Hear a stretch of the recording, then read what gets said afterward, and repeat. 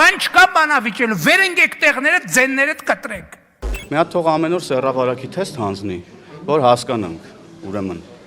4 հատ տուն իրան որտեղից։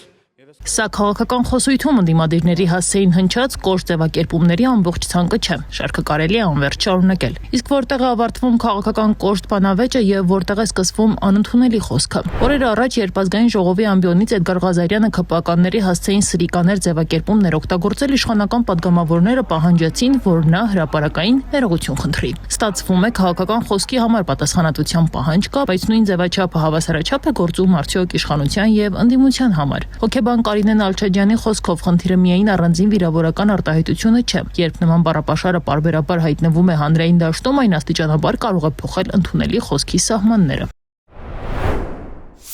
Մի շատ կարևոր բան փոխվեց մեր կյանքում, հայոյանքը, վիրավորական խոսքը, գրեհկաբանությունները դարձան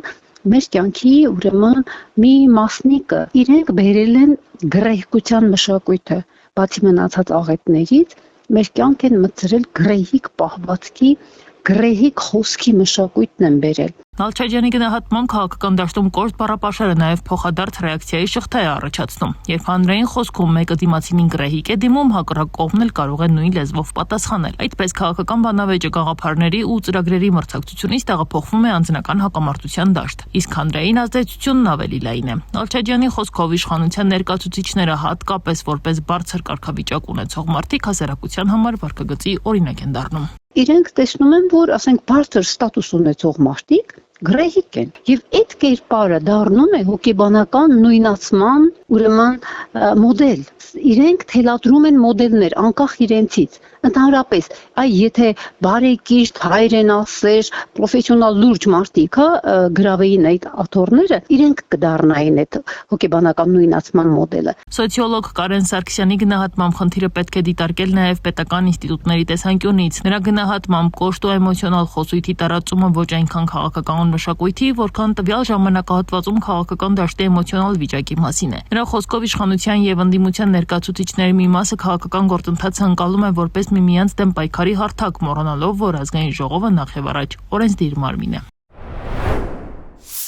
Եվ սա բերում է իր հերթին այդ բավականին ծանր հետևանքներ ունեցող էմոցիոնալ դրսևորումներին, ծանր հետևանքներ, որտեղ ոչնչացվում է ազգային ժողովի արկանիշ։ Եվ սա իրականում հակապետական գործողություն է երկու կողմից։ Այս պայմաններում տուժում է ոչ միայն քաղաքական գործիչների հեղինակությունը, այլև խորհրդարանի նկատմամբ հանրային վստահությունը։ Երբ երկրի օրենսդիր մարմնի ամբիոնը դառնում է փոխադարձ վիրավորանքների հարթակ, դրա հետևանքը ըստ սոցիոլոգի դուրս է գալիս խորհրդարանի պատերից։ Ընդ որում ես գիտեմ խոսացողներին, թե այս ճամբարից շատերին գիտեմ, ասենք իրանց ոչ մի քիչ որ մութ են գնում, իրանք տնից չեն դուրս գալիս ընդհանրապես ու շատ վաղուց քաղաքին նայում են իրենց ավտոմեքենայի պատուհանից, որ տենց հեռախոսը ձեռից վերցնես թողես Երևանի փողոցները, կարող է լաց են անկյունում։ Իրանցից ոչ մեկը դուրս իրան տենց չի պահի, որովհետև իրանք կպատժեն դուրս, իրանք լավ գիտեն, ուտուր ժամանակվանից տենց է եղել։ Սակայն մասնագետների գնահատմամբ քաղաքական բարեվարկության խնդիրը միայն խորհրդարանում չի ձևավորվում։ Փոխադարձ հարգանքի եւ վարկագծի հիմքերը ձևավորվում են շատ ավելի վաղ, ընտանիքում ու սոցիալական միջավայրում։ Դա ընտանիքից է գալիս։ Ձեզ մոտ երևացող մասն է հարցը առաջացնում, ակնհայտորեն ճիշտ է, որտեղ ինքը երևացող է, ինքը բոլորիս վրա ազդում է, բայց խոսքը գալիս է նրան, որ վատ են դաստիարակված ծնողները, վատ են դաստիարակված իրանք, վատ են դաստիարակված երեխաները ու այդ վատ դաստիարակված այդ բաները այս ստաֆետը իրար փոխանցվում է։ Քաղաքական հակասությունները կարող են լինել սուր, բայց ինչպես ասում է սոցիոլոգը, նվազագույն նորմեր պահպանելը պարտադիր է։ Իշխանությունն ու ընդդիմությունը կարող են կոշտ վիճել, հակադարձել եւ միմյանց քննադատել, բայց երբ քաղաքական բանավեճը վերածվում է անձնական վիրավորանքի, խոսքի թիրախը այլևս միայն քաղաքական հակառակորդը չէ։ Այն ուղղված է նաեւ այդ քաղաքական ուժերին ձայն տված քաղաքացիներին։